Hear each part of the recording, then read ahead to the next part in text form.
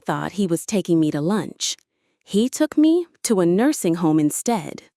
That sentence still tastes bitter every time I say it.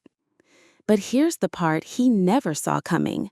I owned the building, and I let him sign the papers. I let him believe he was in control. Because sometimes the best revenge is just letting people reveal themselves. Before I tell you what happened next, please do me a favor. Like this video, subscribe to the channel, and tell me in the comments where you're listening from. I'd love to know who else out there has lived through something they never expected from their own family. Now, let me take you back to the beginning, to the car ride I thought was just lunch. It was a Thursday. I remember because I'd curled my hair that morning, thinking maybe we'd stop by the new diner off Route 40. I even put on lipstick, red, the kind my husband used to love. My son Tyler picked me up in that overly polished SUV of his, the one he calls company property, though I've never seen him do a day of actual work. He seemed tense, polite but tight. "Hey, Mom," he said, helping me into the passenger seat. "Is everything okay?" I asked. "Yeah, just thought you might enjoy a drive and a little tour." I smiled. Tour of what? He didn't answer, just turned up the radio and took the long way through town. About 20 minutes later, we pulled into the circular drive of a sprawling facility with manicured lawns, beige stone walls, and cheerful banners that read, "Welcome Home." I stared out the window, confused. "Tyler, what is this?" He parked, unbuckled, smiled tight. "It's called Whispering Pines, state-of-the-art care, full staff, medical on site. They even have bingo nights." My hands curled slowly in my lap. "I'm not here to visit someone, am I?" He sighed like he was the one carrying the burden. "Mom, you live alone. You forget things. It's not safe. This is a good step for both of us." I laughed. I couldn't help it, but it wasn't a funny laugh. It was dry, hollow. "Are you putting me in a home, Tyler?" He didn't answer right away, just said, "They have a great garden, Mom. You'll love it." He walked me to the front desk like he was doing me a favor. A woman in a pale blue blouse smiled brightly. "Welcome to Whispering Pines. You must be Eleanor." Tyler handed her a folder. All filled out, medical, insurance, power of attorney forms, everything signed. She nodded and glanced over the paperwork. "I see. Yes, this all looks correct. You're all set. Your room is ready." My room. I looked over at Tyler. He avoided my eyes. "Where's my house in all this?" I asked calmly. He blinked. "Well, with you moving here, it just didn't make sense to leave it empty. I figured I'd keep it up, maybe lease it." That's when it hit me. This wasn't about my safety. It wasn't about care. It was about control. It was about my house, the one my husband and I built from nothing, the one we raised him in. And Tyler, my own son, had waited until I was just old enough, just lonely enough to try and erase me. But here's what Tyler didn't know. I had purchased Whispering Pines 3 years ago as a quiet investment through a trust.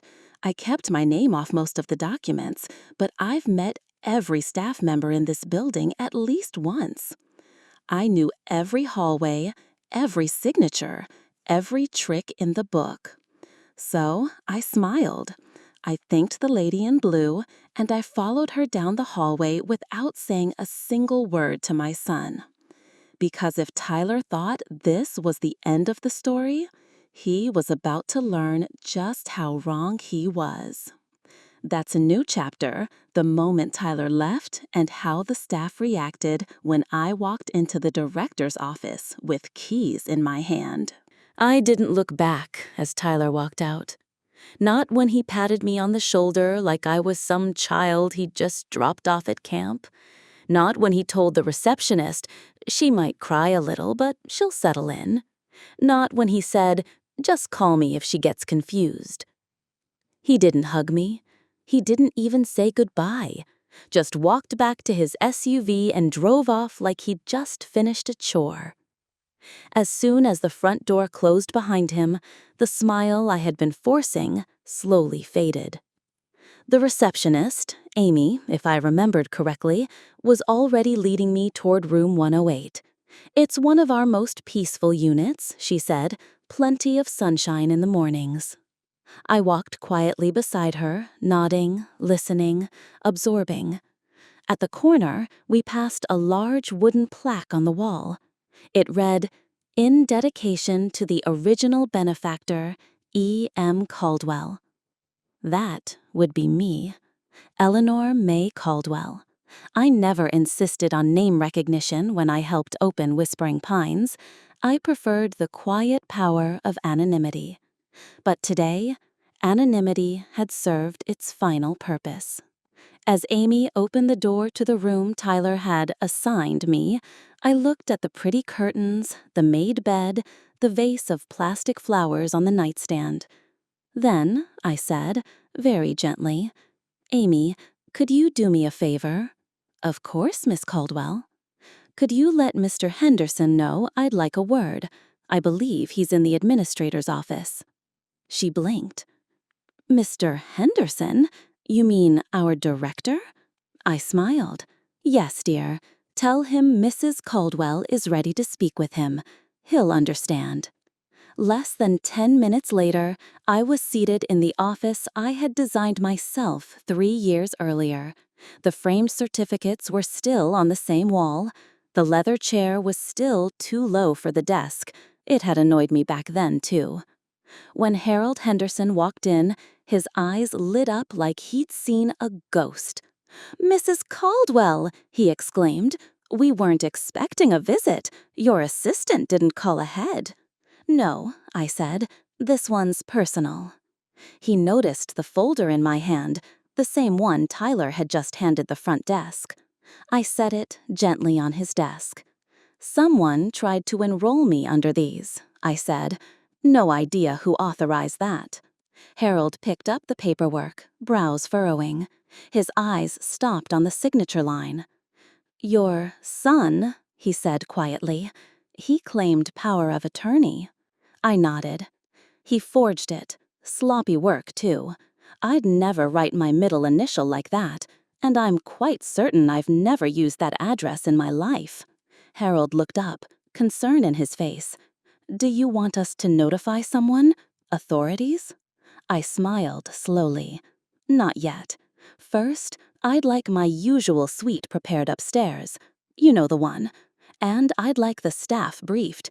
Not a word of this is to leave this building, especially not to a Mr. Tyler Caldwell." He straightened his posture. "Understood. I'll handle it personally." I stood, brushing off my sweater. "One more thing," I added. "Yes?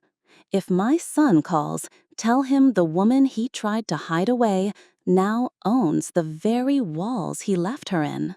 By sunset, I was sipping tea in the corner unit on the second floor, the executive suite with the balcony and view of the lake.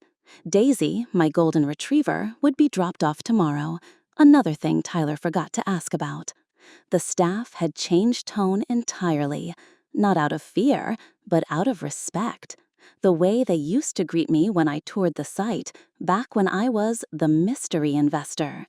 Now, I was simply the woman they admired, and maybe even feared just a little. I didn't plan to call Tyler, not yet. Let him wonder. Let him enjoy that brief taste of freedom he thought he'd stolen. I pulled the curtain back and watched the lights flicker on across the garden below. Residents played cards, a nurse wheeled someone to the piano lounge, and I whispered to myself, "You chose the wrong prison, Tyler. I built this one, and now you're on the outside." In New Chapter, Tyler comes back to the house thinking it's his and finds out that the locks, the lawn, and the entire deed say otherwise. They say a house isn't just bricks and walls, it remembers. And mine remembered everything. The laughter of birthday parties, the tears after my husband's funeral, the creak in the third stair that Tyler used to skip as a boy, thinking it was a secret. So when he walked back into that house with my keys in his hand, I imagined the walls were just as disgusted as I was. While I sipped chamomile tea from my balcony at Whispering Pines, Tyler was unlocking my front door like he owned the place. And the thing is, he really believed he did. That's what stung me most. Not that he betrayed me, not that he forged a signature, but that somewhere deep inside, he thought I'd be too weak to fight back.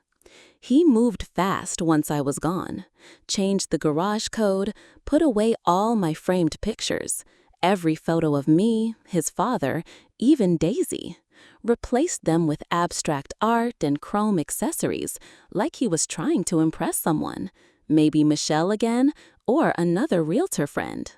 He invited his buddies over the very next day, grilled burgers on my patio like it was Super Bowl Sunday, laughed like he hadn't just dumped his mother in a place he assumed smelled like Lysol and loneliness. What he didn't realize, the deed was still in my name. And the power of attorney, that little fake signature, it wouldn't hold up 5 minutes in court. I waited 3 days. Just enough time for him to get comfortable. Meanwhile, the HOA called me, not him. My name was still on every document. He hadn't even thought to transfer the utilities. A letter arrived from my bank, a mortgage refinance inquiry with his name typed sloppily in the authorized cosigner line. And that's when I smiled. Let him dream a little longer. Sometimes, the sweetest justice is letting someone walk confidently into their own downfall. Back at the house, little things started to go wrong. First, the locks. Tyler had requested a rekey, but the locksmith, contracted through the HOA, called me for confirmation. I politely declined, then sent cookies to his office. He sent a thank you note and a copy of the work order, unsigned. Next, the trash bins weren't picked up.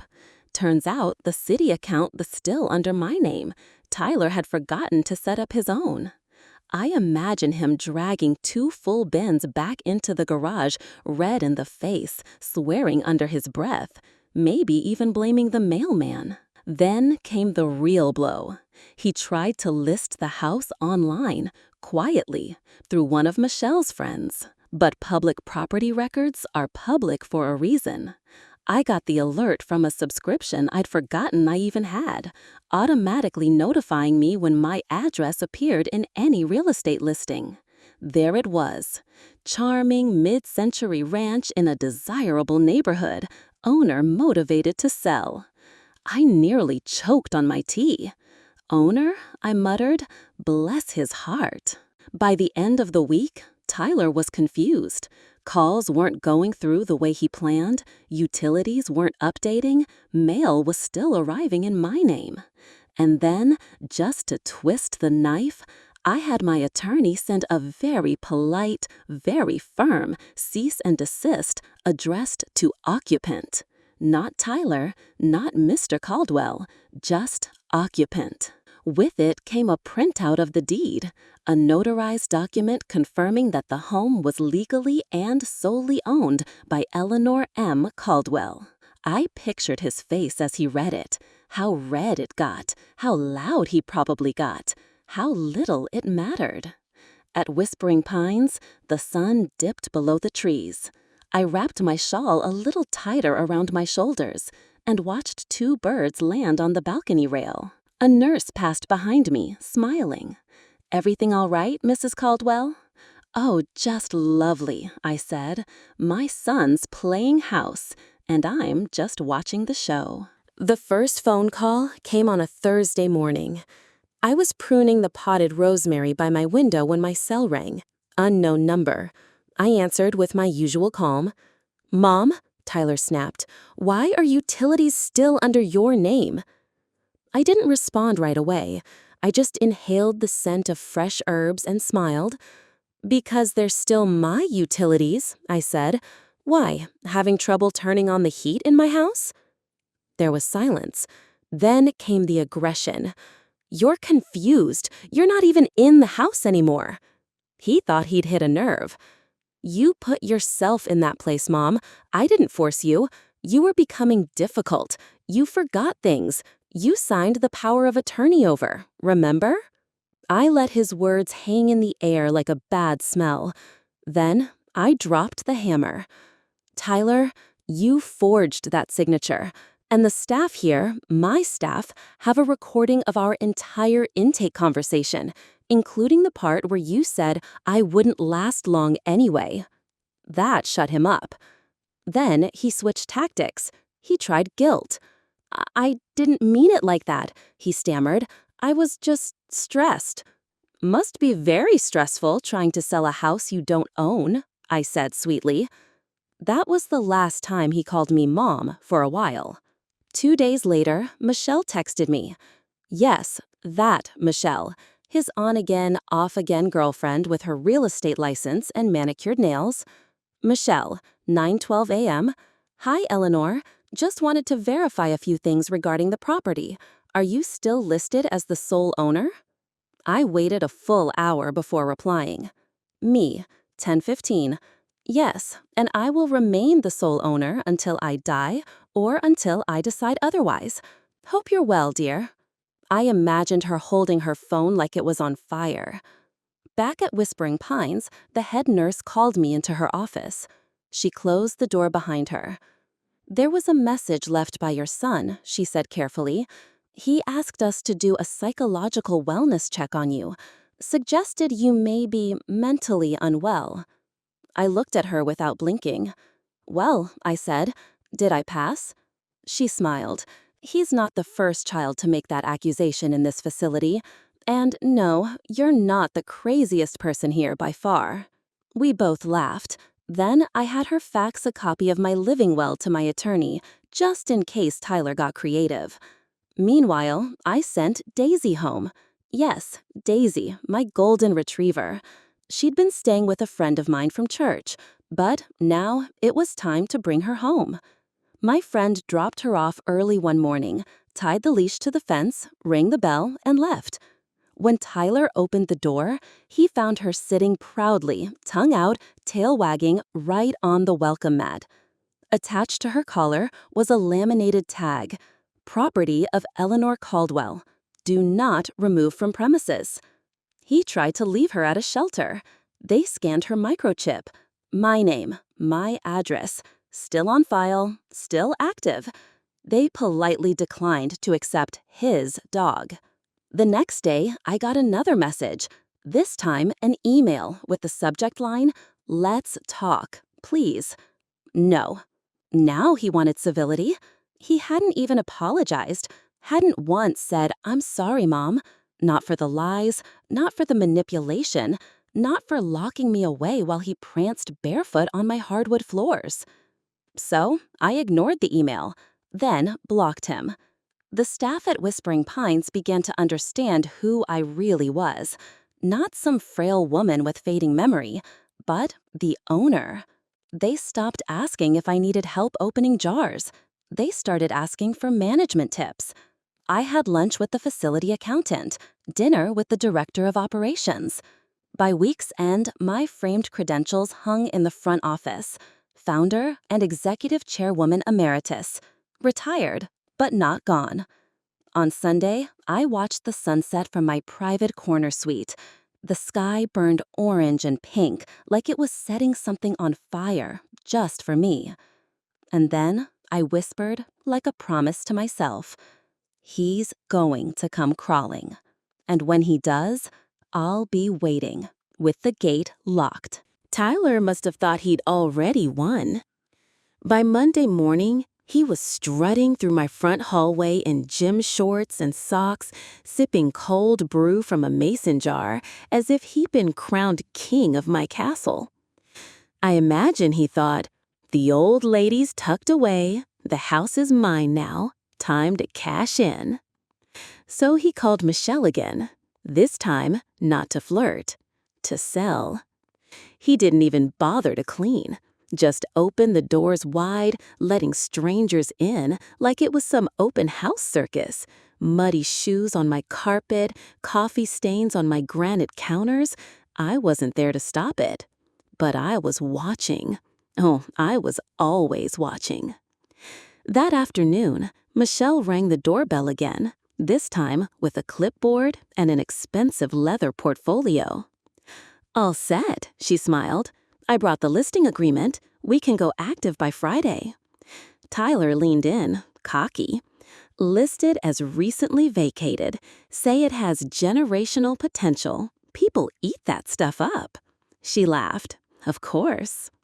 But just as she reached for the pen, the doorbell rang again.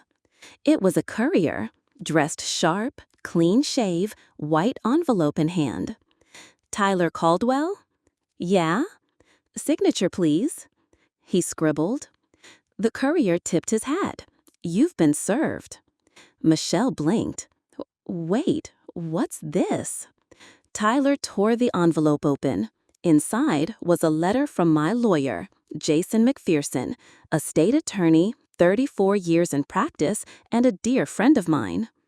The letter was short and direct. Dear Mr. Caldwell, it has come to our attention that you are attempting to list for sale a property you do not legally own. Your recent attempts are in direct violation of standing property rights and estate protection law. Consider this your formal notice to cease and desist. Sincerely, Jason McPherson, Esquire. Tyler turned white. Michelle cleared her throat. I thought you said the house was yours now. He muttered, It is. I mean, she's not even there. She's old. She doesn't matter, she said sharply. She's on the title. She never sold it. You forged that power of attorney. You said... He cut her off. Just give me a second. That second never came. Because 2 minutes later, the neighbor, Mrs. Hutchinson, walked over with Daisy. She'd been dog-sitting for me again. Daisy ran right to the porch and sat like a good girl, her tail wagging, tongue out, wearing a brand new red bandana embroidered with Miss Eleanor's dog. Tyler stared. Michelle stared. Mrs. Hutchinson said sweetly, She asked me to drop Daisy back home, said she'd be reclaiming everything soon. Then she winked and walked away. Tyler slammed the door. Michelle gathered her things. If your mother owns the place, she hissed, you just wasted my time and trashed your reputation. You're on your own. He didn't even try to stop her. That night, I received another email from him. This time, just 4 words. You planned this, didn't you? I didn't respond.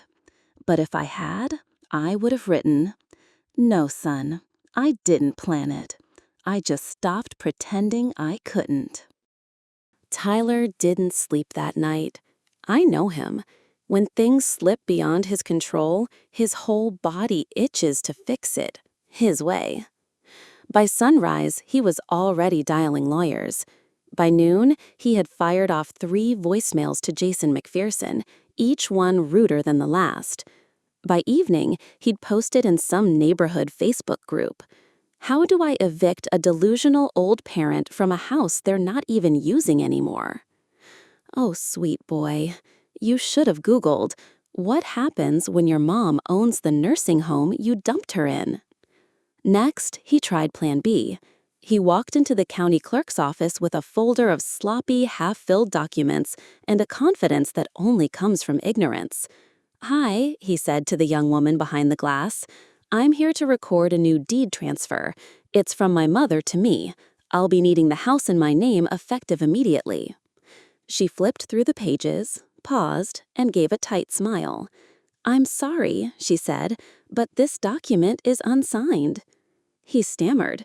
Well, yeah, she intended to sign it.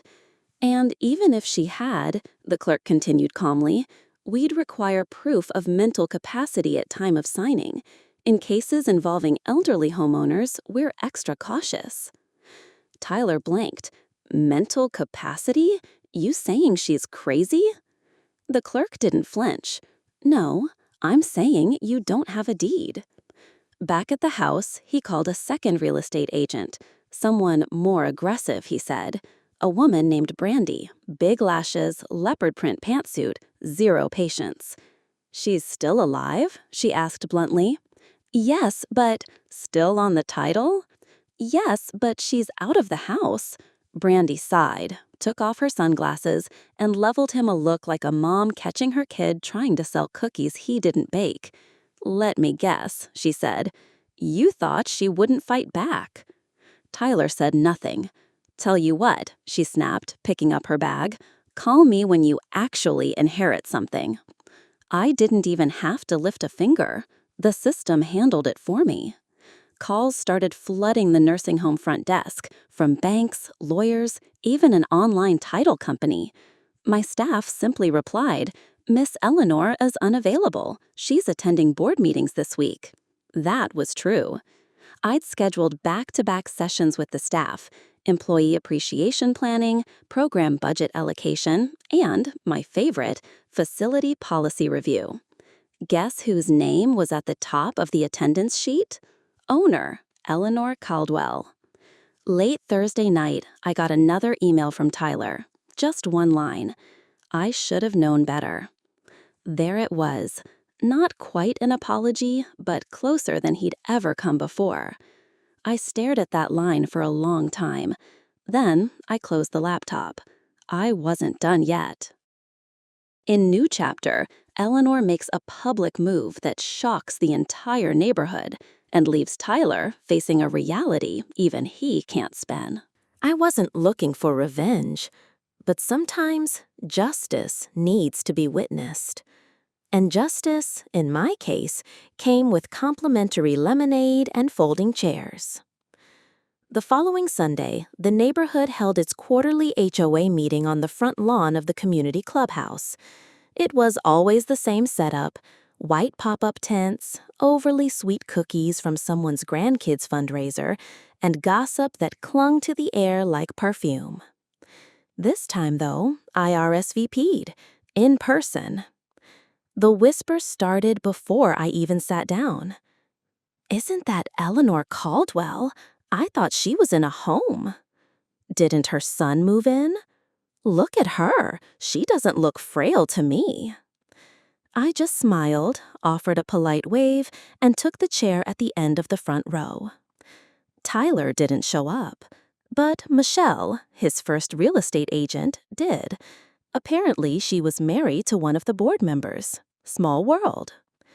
Midway through the meeting, when they opened the floor for public comment, I stood. I unfolded a single sheet of paper, glanced at the familiar font, Jason's clean, tight legal formatting, and cleared my throat. My name is Eleanor Caldwell, I said, and I'd like to formally correct the record on recent rumors regarding the ownership of my property at 317 Maplewood Drive. A few eyebrows raised, someone gasped. I am the sole and active legal owner. The property is not, nor has it ever been, transferred to my son, Tyler Caldwell. Any attempts to claim otherwise were done without my knowledge or consent. Now they were all silent. Even Michelle looked pale. And for those of you wondering, I added softly, I wasn't placed in a care home. I own the care home. That got an audible gasp. Someone dropped their cookie. I folded the paper, sat down, and took a slow sip of my iced tea. The meeting rolled on, but no one was really listening anymore. That night, a post appeared on the neighborhood Facebook group. Note to self, never mess with Miss Eleanor, ever. A.A. It got 143 likes. The next day, I got a knock at the door. It was Michelle. She held a small potted plant in her hands, lavender in a terracotta pot, and looked like she'd rather be anywhere else. I just wanted to say I didn't know. She told me you weren't capable. I looked her straight in the eye. That's how they always do it. Pretend we're fragile until they think we're no longer a threat. She nodded. Then I took the plant, set it on my porch, and closed the door without another word. In New Chapter, Eleanor prepares for the final step, reclaiming her home, her dignity, and the future on her terms. The knock came on a Thursday. Late, the kind of knock that isn't sure if it even wants to be answered. I opened the door slowly. Tyler stood there, jeans unwashed, color wrinkled, face not angry, wounded. "Can we talk?" he asked, barely above a whisper. I didn't say yes. I stepped outside, closed the door behind me, and stood between him and the threshold. "You have 5 minutes," I said calmly. He hesitated, then blurted, "I didn't know you owned that place, okay? I thought you were just losing it. You left the house to rot. I had to do something." "No," I cut in.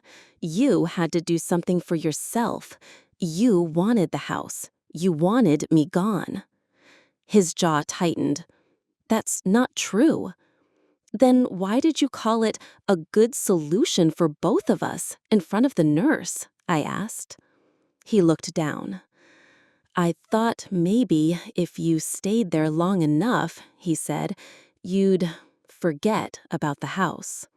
I took a step forward. "That's what you were counting on? That I'd sit quietly in a rocking chair while you sold off my memories, my walls, my roots, so you could throw dinner parties with girls half your age and call it progress?" He didn't answer, just stood there, defeated. I reached into my sweater pocket and pulled out an envelope. Inside, copies of the restraining order papers I had prepared earlier that week, unfiled but signed. "I don't want to use these," I said, "but I will." His eyes widened. "Are you serious?" "I'm completely serious, Tyler." The porch light flickered as the wind picked up. Daisy, my golden retriever, stepped outside and sat next to me, calm and steady. "She knows who belongs here," I added. And Tyler? He stepped back, not in anger, in shame. He reached into his jacket and pulled out a small velvet box. "Dad gave me this," he said. "It was supposed to go to you. I thought maybe if I brought it, we could—" I didn't take it. "I don't want gifts, Tyler. I want respect, and it's earned, not bartered." He swallowed hard. Then, for the first time in years, my son said something real. "I messed up, Mom." I nodded. Didn't say I forgave him. Didn't say I didn't. "I'll let you know if I'm ready to talk. But for now—" I reached back, opened the door behind me just a crack. "You're not coming inside." Then I stepped in and closed the door. Outside, I heard him sigh. A long, exhausted, humbled sigh. Then the footsteps, slowly fading down the walk. I stood behind the curtain, watching. Daisy lay at my feet. For the first time in a long time, the house felt like mine again. The morning after our final confrontation was still and blue. I opened the front door, not expecting anything, and nearly stepped on it. A plain white envelope. No name, no address. Just folded once, neatly, and placed dead center on the welcome mat like an apology without breath. Daisy sniffed it once, then sat. I picked it up, hands steady, Heart, not quite. Inside, a single page, typed, no signature. I know I broke your trust, but I didn't realize how deep it went until I tried to take something that was never mine to begin with. I've lost a lot this week, but the thing I'm most afraid of losing is the one thing I thought I didn't need, your love. If there's anything left between us, even a thread, please let me try to repair it. Not for the house, not for money, just for us. I sat on the porch swing and read it twice, then a third time. I didn't cry, not this time, because tears are for confusion, and I was no longer confused. Across the street, Mrs. Leary was out watering her begonias. She gave me a knowing nod. "Morning, Eleanor," she called gently. "Morning, June," I said, folding the letter carefully back into the envelope. That afternoon, I made tea. 1 cup, no second mug. And I walked out to the edge of the yard where the old wrought iron fence met the stone path. I placed a new lock on the gate, one that only I had the key to. Then I tied a small sign to the top rail, painted by hand, just like I used to do in my workshop. It read, "No entry without grace." Tyler hadn't earned that grace yet, but I'd left the porch light on, and that was all the answer he'd get for now. Peace is a quiet cup of tea on the back porch. It doesn't come with fireworks or fanfare. It comes with routine. Every morning, I brewed my chamomile, sat with Daisy at my feet, and watched the light stretch across the yard. For the first time in a long while, I didn't feel like I was waiting for anything. Not Tyler, not forgiveness, just stillness. Until the knock came. It wasn't Tyler this time. It was a woman, mid-30s, nervous eyes, clipboard in one hand, visitor's badge on her coat. "Mrs. Carter?" she asked. I nodded. She looked relieved. "I'm sorry to show up unannounced, but I used to work at Golden Oak, the nursing facility." I stiffened a bit. "I know the place." "I know," she said gently. "You own it." We sat on the porch. She introduced herself as Natalie Ruiz, head nurse for 5 years before the new management took over last year. "I wanted to thank you," she said. "The staff never knew it was you, but the policies you put in place, the extra leave, the patient dignity measures, they mattered." I was quiet for a moment. "They undid most of them after you stepped back," she continued, "and now they're trying to sell it. The new buyer? They're turning it into a short-term rehab center. It won't be home for anyone anymore." That word hit me. I remembered the women who taught me how to crochet again after my stroke, the man who played piano on Thursdays, the nurse who held my hand after Tyler left me there the first night. It had been more than a facility. It had been a second beginning, for me and for many others. "I came to ask," Natalie said, "if you'd consider fighting for it. You're the only one who can stop the sale. They kept your name buried, but legally, it's still yours." Daisy looked up at me, as if sensing the shift in the wind. I thought about everything I had just regained, and everything I was now being asked to risk. But I also thought of something my mother once told me. A woman's strength isn't proven by what she survives, it's proven by what she saves. I took a deep breath, and I smiled. "Natalie," I said, "would you like some more tea?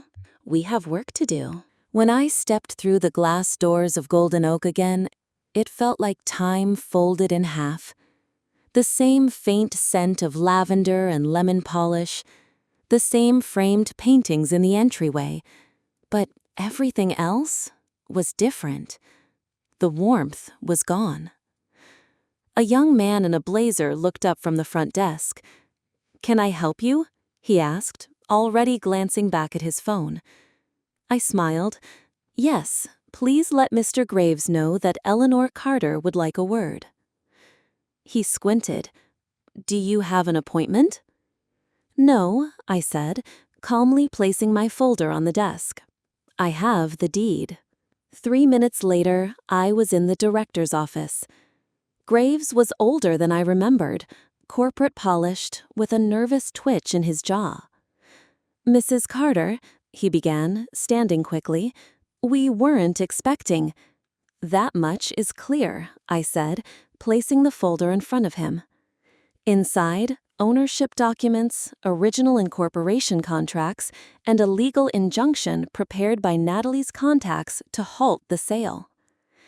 "I believe you've been operating on assumptions that need correcting." The room fell silent.